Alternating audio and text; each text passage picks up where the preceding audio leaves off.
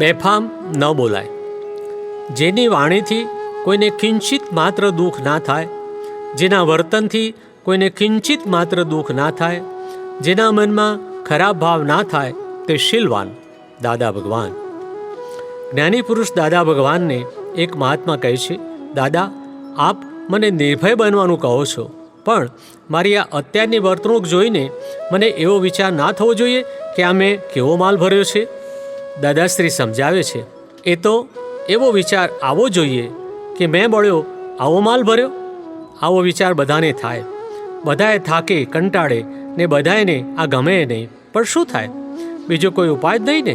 એટલે હવે તમારે ફક્ત એટલું ન બોલવું જોઈએ કે હવે મારે કશો વાંધો નહીં, એવું તમારે બેફામ ન બોલવું જોઈએ.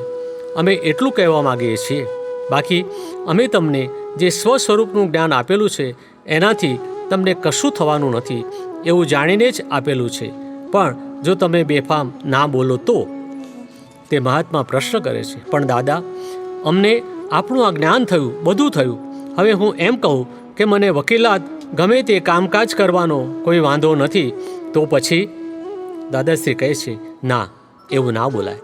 તમે વકીલાત કરો, જેટલો વખત કરવી હોય એટલી વખત કરો, પણ આ વાંધો નથી એમ બોલ્યા એ પેલા કુદરતના કાયદાને તોડે છે. માટે જોખમ ના ઊભું કરો. આ જોખમ ઊભું કરવું એ તો રેલવેના બે પાટા વચ્ચેની ફિશ પ્લેટ કાઢી નાખવી એના જેવું છે. એ ગાડી પછી પાટા પરથી ઉતરી પડશે, ગાડી ડિરેલ થઈ જશે. માટે એવું બોલાય નહીં. શા માટે બોલવાનું? અમે એટલા માટે તો કહ્યું છે ને કે બેફામપણે બોલશો નહીં કે મને કંઈ જ નડવાનું નથી. હવે એવું બોલશો નહીં, કારણ કે લોકો કોકને આ દેખાડવા માટે પાવરમાં બોલે છે કે હવે દાદા અમારે માથે છે એટલે અમને કંઈ ના થાય. તો એ પાવર અભિમાન તમને નડશે, માટે આવું ના બોલાય. તે મહાત્મા કહે છે, આપે તો એટલો બધો સરળ અને સુગમ રસ્તો બતાવી દીધેલો છે, પણ જો અમે સતત જાગૃતિ નહીં રાખીએ અને આપે આપેલ 5 આજ્ઞાઓ જો નહીં પડાય તો આપે જે જ્ઞાન આપ્યું છે તે શસ્ત્ર રૂપે સંહારક પરિણમશે. દાદાશ્રી કહે છે, તો મહાત્મા રખડી જાય, છતાં ડહોળાઈ ગયેલું ઘી દિવેલમાંથી નહીં જાય.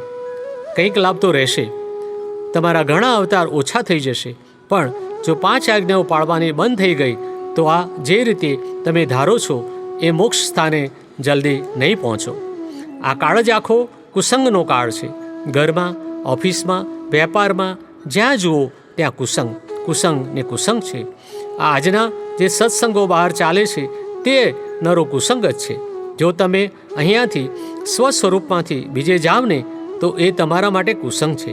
હવે આવા કપરા કાળમાં જો આ 5 આજ્ઞાઓ ના હોય તો એવો કોઈ કુસંગ એને ખાઈ જાય, ભટકાવી દે. એટલે 5 આજ્ઞા પાળે એટલે એને અડે નહીં. નહીં તો અહીં જ્ઞાની પાસે પડી રહો. 5 આજ્ઞા ના પાડવી હોય તો મારી જોડે પડી રહો, તો કુસંગ તમને નહીં અડે.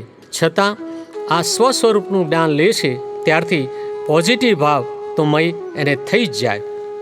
પ્રગટ અનુભવ જ્ઞાનसूत्र. अगर वृत्ति में फेरफार यानी बदलाव हुआ तो वर्तन में फेरफार यानी बदलाव आता ही है. ज्ञानी पुरुष कनु दादाश्री.